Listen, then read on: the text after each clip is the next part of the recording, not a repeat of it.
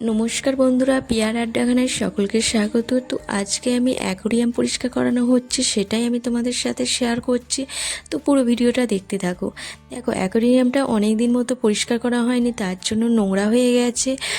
তো মাছের খাবার দেওয়া হয়, যার দ্বারা এখানে পড়ে থেকে থেকে নষ্ট হয়ে গেছে, নোংরা হয়ে গেছে, জলটা গন্ধও ছাড়ছিল।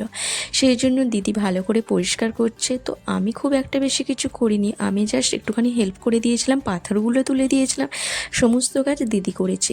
তো কিভাবে অ্যাকোরিয়াম পরিষ্কার করছে আমার দিদি দেখো, এর আগে করেছে অনেকবার। তো মাস 2-3 হয়ে গেছে, তার মধ্যেই অ্যাকোরিয়ামটা এরকম নোংরা হয়ে গেছে। তো নোংরা হয়ে গেছে বলে মাছগুলো ভালো করে দেখাই যাচ্ছিল না, সেই জন্য ভালো করে পরিষ্কার করবে। তো প্রথমে জলটা পাইপ দিয়ে ভালো করে নামিয়ে নিচ্ছে, কারণ এখান থেকে জল তুলতে অনেকটাই টাইম লাগবে, সেই জন্য পাইপে করে জলগুলো ভালো করে নামাচ্ছে। তো ঘরের মধ্যে বড় গামলি বসিয়ে দিয়েছে জল বার করার জন্য, তারপর তুলে নিচ্ছে পাথরগুলো। তো অ্যাকোরিয়ামের পাথরগুলো তুলে নিচ্ছে, কালারিং পাথর। তো আমিও একটু হেল্প করে দিয়েছিলাম। তারপর দিদি চলে এসেছে ভালো করে ধুতে। তো এগুলো ভালো করে অনেকক্ষণ ধরে ধুয়েছে, সার্ফ দিয়ে ধুয়ে নেওয়ার পর ভালো করে একটা বস্তার মধ্যে দিয়ে ভালো করে আবারও প্রচণ্ড জল দিয়ে দিদি কিন্তু একভাবে ধুয়েছে।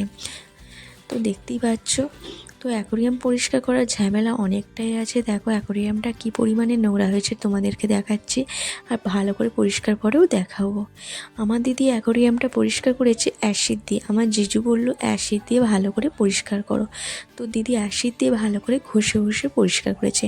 দেখো অ্যাকোরিয়ামটা পরিষ্কার হয়ে গেছে। এরপর ভালো করে পাথরগুলো সাজিয়ে দিচ্ছে। পাতাগুলো সাজিয়ে দেওয়ার পর জল দিয়ে মাছগুলোকে দেওয়ার পর তোমাদেরকে দেখাচ্ছি, পুরো ভিডিওটা দেখতে থাকো।